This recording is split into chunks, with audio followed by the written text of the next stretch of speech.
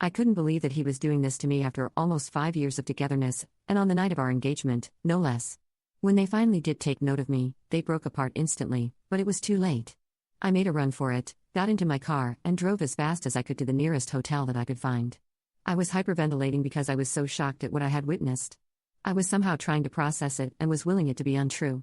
But then I received a text from Melissa saying that she was sorry, but she was in love with Lucas, and apparently, this had been going on for a really long time now. I was in the hotel room when I received that text and I broke down like never before. After Melissa, Lucas texted me pretty much the same thing and said that he had only proposed because he felt that if he committed to me, then he would be able to push Melissa out of his head. Obviously, that hadn't worked, and it made him want Melissa even more.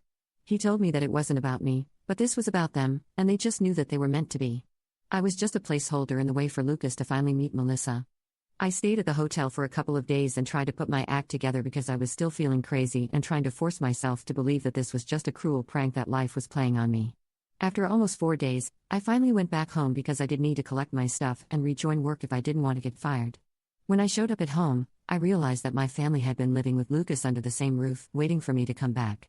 It would almost be touching had it not been for the circumstances under which I left. Everybody had been trying to text me and get me to respond relentlessly after I'd disappeared, but I hadn't replied to a single one of those texts.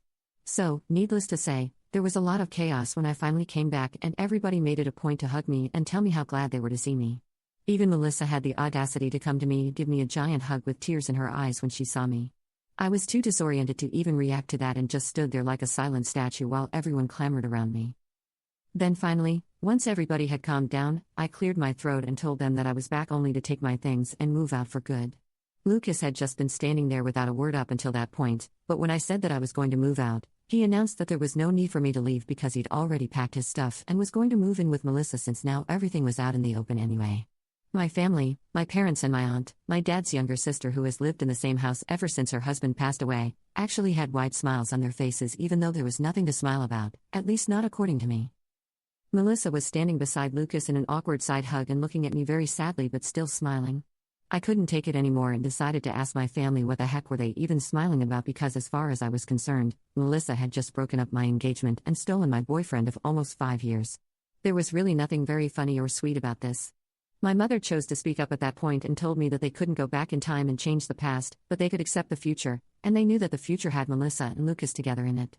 Granted, it was a relationship that had formed out of cheating, and they did feel sorry about it, but they also wanted me to understand and accept that this was for the best. Melissa said that she was very sorry for taking my boyfriend away from me, but she couldn't help falling in love with him. She wished that she could have told me earlier and I didn't have to find out this way, but apparently, they were madly in love and wanted to spend their lives with each other. Then the two of them kissed right in front of me, and my mother had the audacity to even wipe a tear from her eye. I snapped and told them that this wasn't supposed to be sentimental or emotional and that what they were doing was disgusting. To my surprise, my family seemed to get annoyed with my behavior and told me that I was being too bratty about the situation. Instead of being happy for my sister, I was making this all about myself, and they didn't approve of my behavior. I was stunned by their attitude about this and told them all to get the heck out of my house that very moment.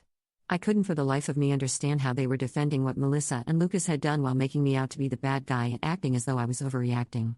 My father intervened and told me not to act like a child because these things happen and I should take it in my stride. He wanted me to celebrate that my sister had finally found her soulmate instead of being jealous of her. They were literally all acting insane and I couldn't deal with it anymore, so I just said screw it, went into my room, packed some of my things, and left yet again without even speaking to them or waiting to hear them out, even as they called out my name and told me not to go. I really didn't have anything left to say to them because it was very clear to me that they cared more about Melissa and her happiness than about me or even about what was right and wrong. They were so caught up in trying to justify what Melissa had done that they completely forgot that I was also a human being with real feelings as well.